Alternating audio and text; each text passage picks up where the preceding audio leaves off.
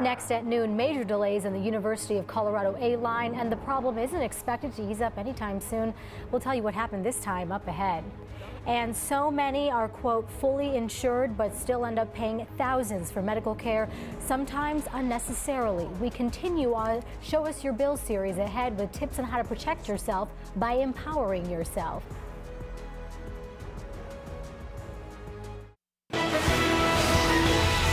This is 9 News.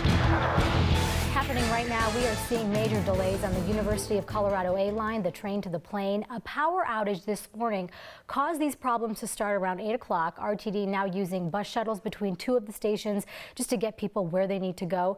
They say these delays will last well into the afternoon. 9 News reporter Steve Stager is live from Smith Road between Chambers and Airport Road in Aurora. And Steve, what are you seeing over there? Well, Colleen, you see this train behind me right here. This was full of 95 people who were on their way to DIA this morning when this all happened. Now, this happened around 8:20 this morning, and I'm going to teach you a little bit about trains that I just learned. You know that metal bar above the A-line trains that connects it to the power lines? That's called the pantograph. Now, RTD tells us that there was some sort of damage to that pantograph. What that did was it damaged the power lines near Chambers Road. Once the damage was done there, power was cut all the way back from Quebec all the way to the airport. So they had to stop the trains as they were making their way through there. Again, all those people on board were evacuated safely. We should point out that if you are taking the A-line this afternoon, you are going to take it to Central Park Station. You'll then be shuttled by bus from Central Park Station all the way to DIA. They anticipate this will take a few hours to investigate exactly what happened. We should also point out that we talked to RTD this afternoon, or this morning I should say, just to see if this has anything to do with the waivers that caused the crossing guards that you see at all these intersections. It does not. RTD insists this is a mechanical problem. Mechanical problems happen, has nothing to do with that waiver, the temporary waiver that the A-line is operating under, Colleen. All right, Steve Stager live in Aurora. Thank you for the live report and for that lesson on trains. We really appreciate it, Steve. All right, some clouds over Denver right now, but no threat for severe weather today. Finally, Mr. Sun coming through right there. Nice blue skies out there.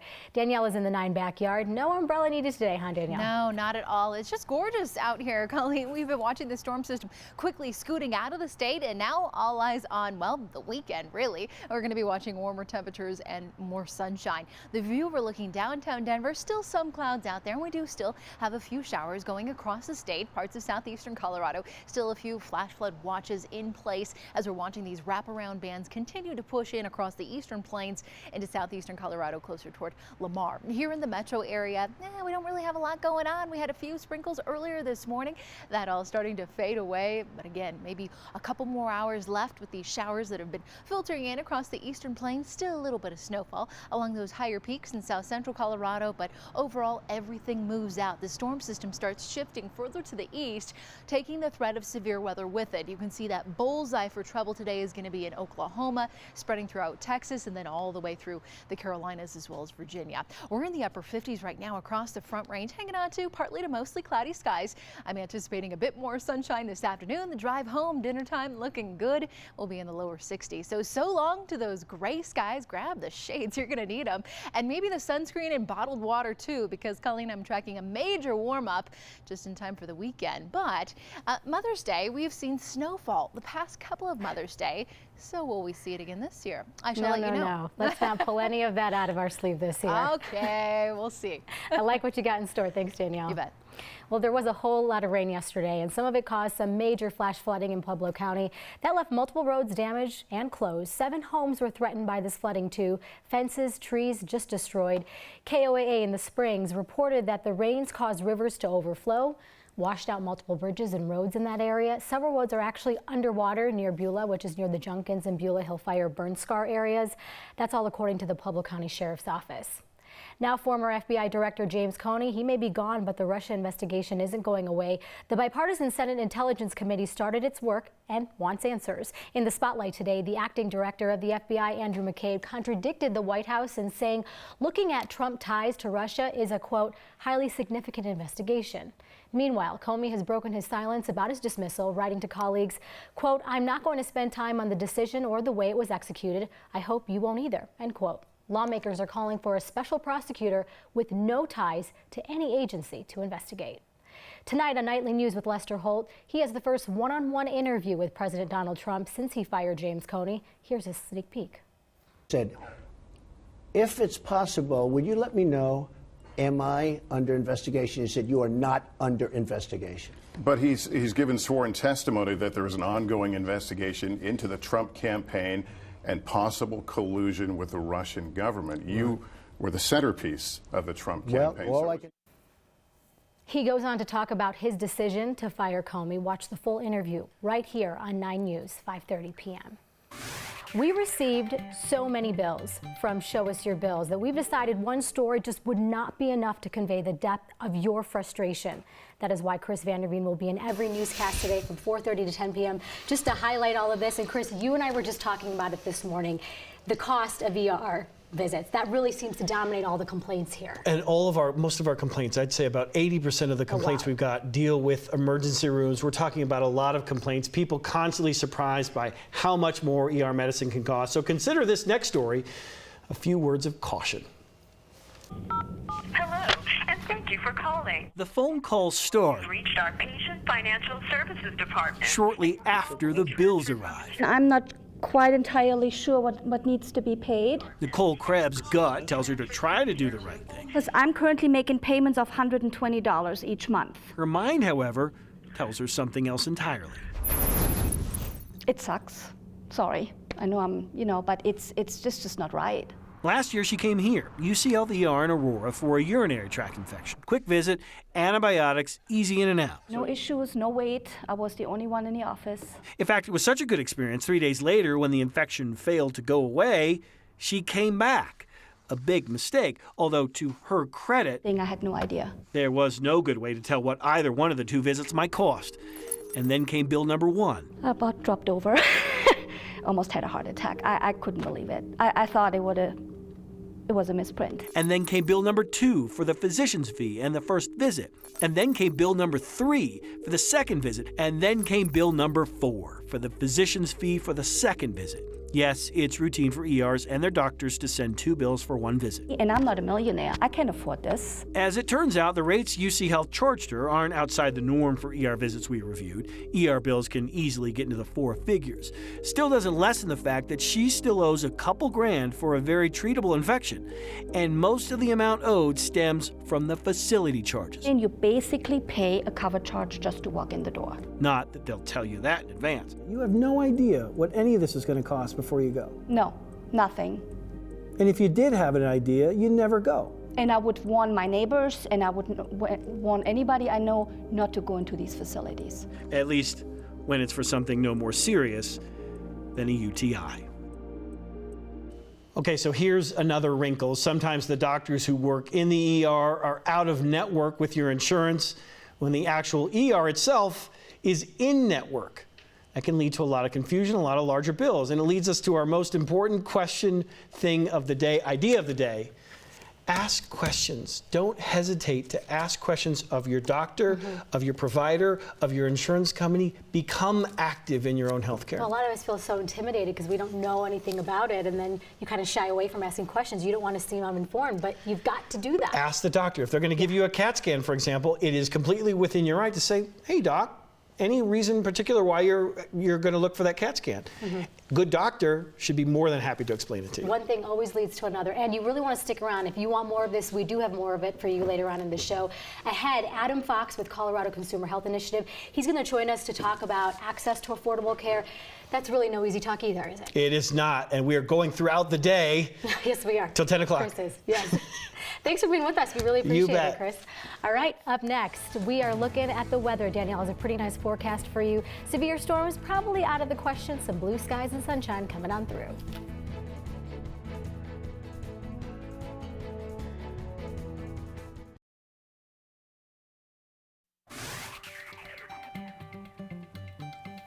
All day today, 9 Wants to Know is sharing a different patient medical billing horror story with all of our viewers.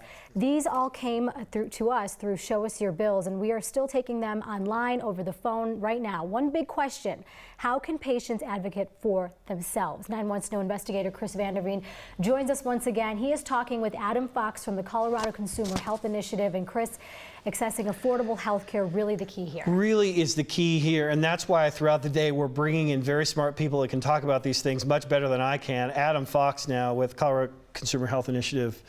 Let's talk. We've been introducing a lot of patient stories throughout the day, and we will continue to do so.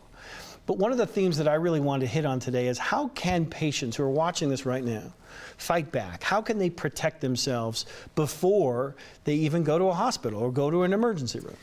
So the first thing that consumers need to do is make sure that, one, the hospital that they're going to go to is in their insurance network. But really the more important question at this point is their provider team all going to be in network? Because we've seen more and more where consumers go to the hospital for a procedure and that facility is in network, but they're treated by a doctor who is not in their insurance network, and they get another bill for that. Is there any way to sort of check on that in advance with the hospital? Say, hey, hospital, no surprise, out-of-network guys working on me during this surgery, right? Is there a way to sort of ensure that to happen? It's always good for a consumer to ask for that information. I think it's not 100% that they will be able to get it. I think it's a question that consumers need to be asking, and there was a bill this past legislative session that would have basically pushed the hospitals to make that information available and make sure that if there was a doctor who was out of somebody's network, they were working to get a doctor who was in network. I'm a big believer in the idea that we as patients have to fight back armed with our own information in terms of knowing what's on our insurance plan, knowing what our deductible is, knowing what our co-insurance is, knowing the difference between the two, knowing what a copay is. What other things can patients do to sort of arm themselves with information so that they can at least talk the game when they're talking to hospitals or other providers? So knowing somebody's your own insurance plan is a very important first step. And understanding sort of when, okay, you've now hit your deductible, now what costs are you going to be responsible for? You're going to be responsible for co-insurance, which a lot of people don't understand because it's just a percentage of whatever they're charged. And the most important thing is for people to know when they've hit their out-of-pocket maximum, because once they reach that amount under their insurance plan, their insurer is supposed to cover the rest of their care. There is a surprising lack of information available for patients. It's very common for them to feel like they're on their own. Absolutely, and that's something that we have been trying to address. We've put together educational campaigns and websites to try to help consumers understand the insurance process. But even so, when somebody goes to the hospital, there are so many things that they're going to be left with questions for. Questions, lots of questions. Adam, thank you so much My for pleasure. joining us. Really, this is a theme we're going to hit throughout the day. Ask questions. Feel empowered to ask those questions. Colleen, it's our best piece of advice. Oh, it totally is. And Chris, we know you're going to be on Facebook answering a lot of these questions. Also back here again at 4 p.m. Thank you so much. You bet. All right, 2 teenagers have been arrested connected to the deaths of a man and woman in Morgan County. The latest up ahead. 2 Fort Morgan teens are in custody on first-degree murder charges. That's according to the Morgan County Sheriff's Office. Those charges involve the deaths of Destiny McMinn and Santos Macios. Authorities arrested 2 17-year-old males in the 200 block of Southwest Street. Both suspects are being held in a juvenile detention facility without bond. They are scheduled for advisement on Friday, and investigation still ongoing. If we get any more information, we'll be sure to pass that along to you. Microsoft is working on a watch that quiets tremors from Parkinson's disease. They are calling it the Emma Watch after Emma Lawton, a 32-year-old that suffers from Parkinson's. Microsoft says the watch vibrates in a distinctive pattern to disrupt the feedback loop between the brain and the hand. Now, video shows Emma drawing a square with a shaking right hand, then again with a calm hand when she puts on that watch. Microsoft really stressing that this is a prototype. It's not a cure, but some pretty cool things are coming up with right there.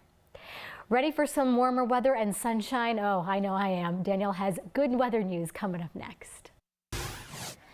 U.S. unemployment numbers reached some big milestones recently last week. The number of unemployed fell by 2,000 according to the Labor Department. That's the lowest level since 1988. Applications for unemployment benefits have now come in below 300,000 for 114 straight weeks. That's the longest streak since 1970. So that could be something to smile about. That weather out there today, too. The sunshine changes everything, doesn't it? It really does. Oh, my gosh. It's just magical. It almost is. Outside. One day of gray skies, and we're like, oh, man. But wait till you see the weekend. Saturday, it's going to be hot around here, 85. We possibly could see 1 or 2 afternoon thunderstorms on Mother's Day. But hey, I know a lot of folks are going to be out there in the morning, going to church perhaps, or maybe out to brunch, and it should be just delightful early on. Monday looks dry, and then again, we'll be watching another chance on Tuesday afternoon for a few storms around here. And then toward the tail end of the week, we will cool things off. We might have, again, one gray day, a little bit of rain, and then Mother Nature brings back the sunshine. Sunshine was just a touch of rain, and that is perfect. We can handle it. We totally can. Thanks for joining us. We're back here at 4.